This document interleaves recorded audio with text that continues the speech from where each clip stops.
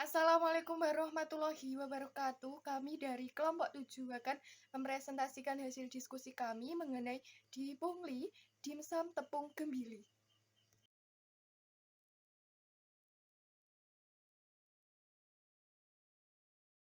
Dan anggota kelompok saya Astindia Sari dengan NIM 207200070, Cindy Dwi Herliana 207200076, dan yang terakhir Karisma Anggi Sofiana dengan NIM 207200090. Latar belakang, di Kecamatan Selaung, Kabupaten Ponorogo, tanaman gembili mudah ditemukan. Karena warga setempat banyak yang membudidayakan dan merawat tanaman tersebut. Warga setempat biasanya memanfaatkan gembili hanya untuk dijual dan dikukus serta direbus, sehingga pengembangan ubi gembili belum banyak dilakukan. Gembili merupakan sumber nabati karena mengandung karbohidrat berupa pati. Kandungan karbohidrat tepung gembili lebih tinggi dibandingkan umbi lainnya. Beberapa tahun belakangan ini, menyantap dimsum sudah menjadi gaya hidup terutama bagi mereka yang tinggal di kota-kota besar. Dimsum memiliki kelemahan berupa kadar lemak dan sodium yang tinggi. Saat ini Indonesia memiliki ketergantungan impor terigu yang tinggi. Di sisi lain, kebutuhan penduduk Indonesia terhadap tepung terigu belum dapat dipenuhi oleh pemerintah secara mandiri. Landasan teori, gembili merupakan bahan yang mempunyai kandungan air yang tinggi dan memiliki aktivitas metabolisme setelah panen. Untuk mencegah terjadinya kerusakan dan memperpanjang daya simpan, maka gembili disimpan dalam kondisi terkendali atau dibuat sebagai produk kering atau tepung.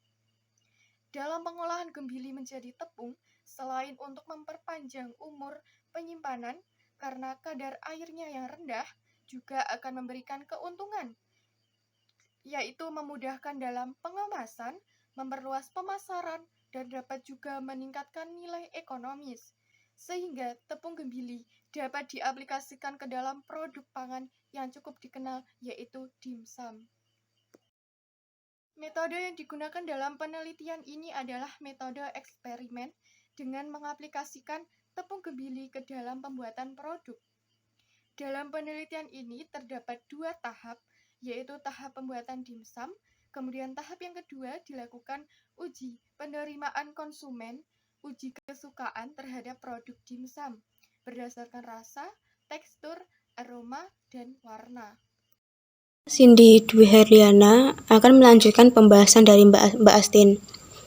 Alat dan bahan yang kita gunakan dalam pembuatan dimsum tepung gembili yaitu yang pertama, alat yang digunakan yaitu sebuah pisau, baskom, alat pengupas, panci, blender, penumbuk, ayakan, mangkok, piring, alat pengukus, kemudian ada kompor, cobek, dan parutan wortel.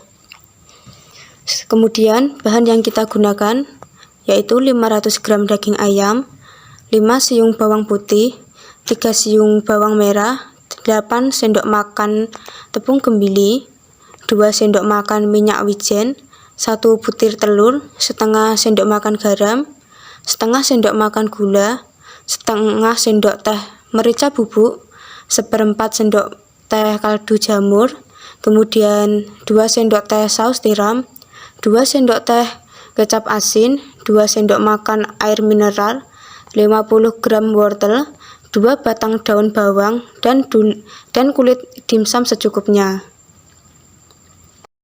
Tahapan berikutnya yaitu proses pembuatan tepung gembili. Dalam pembuatan tepung gembili diperlukan beberapa tahapan. Yang pertama yaitu umbi gembili akan dicuci terlebih dahulu hingga bersih. Kemudian setelah dicuci, umbi gembili tersebut akan dikupas menggunakan pisau.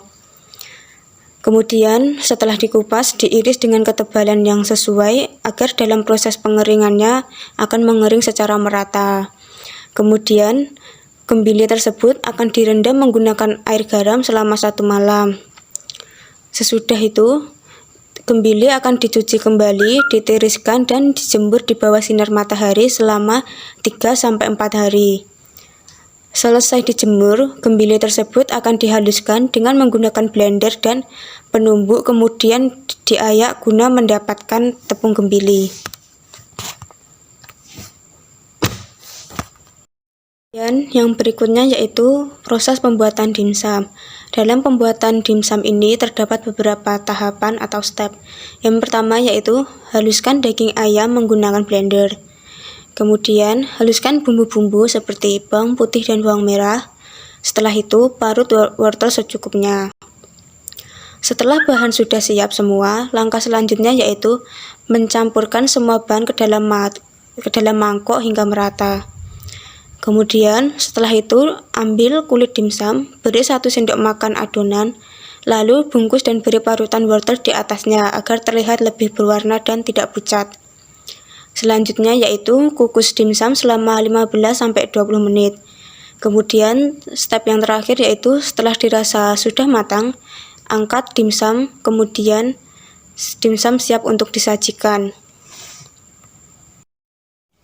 Berikutnya yaitu uji organoleptik. Dalam uji organoleptik ini dilakukan dengan cara mengujikan produk secara langsung kepada 7 orang panelis atau masyarakat dengan kriteria yang dinilai yaitu mulai dari rasa, warna, aroma, dan tekstur dari dimsum tepung gembili tersebut. Panelis yang berjumlah 3 orang berasal dari Kecamatan Selahung, kemudian yang 4 orang berasal dari Kecamatan Soko. Uji organoleptik ini dilengkapi dengan metode survei yaitu dengan cara para panelis mengisi lembar penilaian.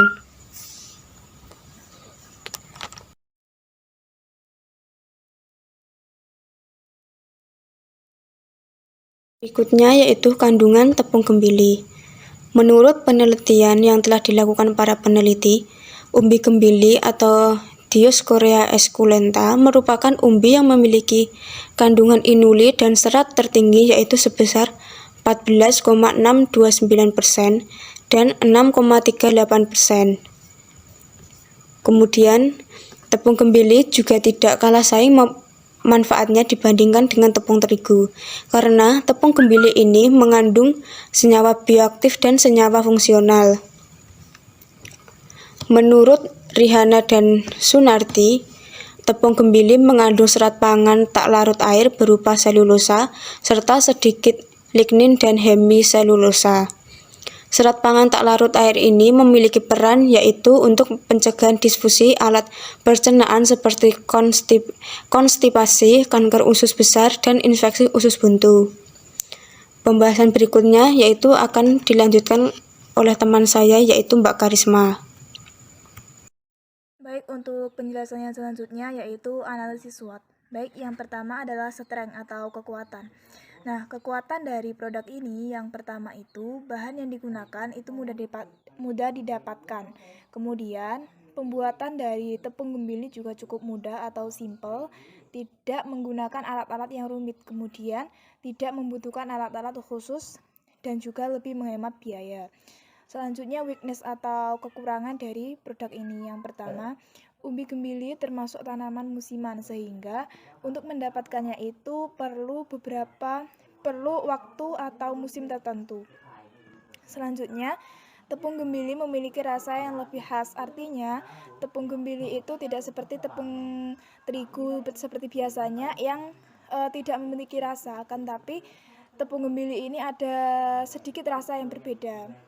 Kemudian opportunities atau peluang, dimsum termasuk makanan kekinian di mana banyak diminati oleh orang banyak, kemudian mendorong perkembangan potensi lokal. Yang terakhir ada threat atau ancaman. Ancamannya, konsumen itu kebanyakan takut mencoba jajanan baru yang sebelumnya belum pernah dirasakan, sehingga mereka ada rasa-rasa takut atau bagaimana untuk mencoba hal yang baru. Slide selanjutnya yaitu analisis kehalalan produk. Nah, untuk bahan-bahan yang digunakan dalam pembuatan dimsum itu semuanya terjamin kehalalannya. Bahan-bahannya yang digunakan itu seperti umbi gembili, daging ayam, bawang merah, bawang putih, minyak wijen, telur, garam, gula, merica bubuk, kecap asin, saus tiram, dan lain sebagainya.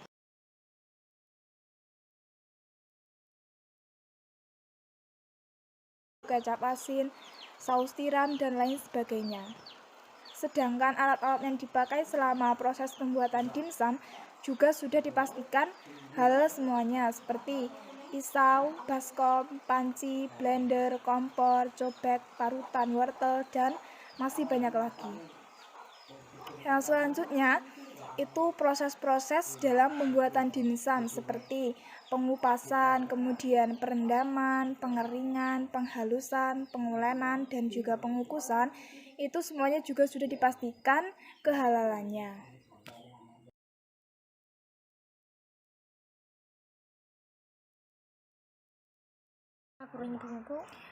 Baik, untuk slide selanjutnya yaitu rencana tindak lanjut. Nah, yang pertama, uji kandungan gizi yang terkandung dalam produk dimsum tepung gembili.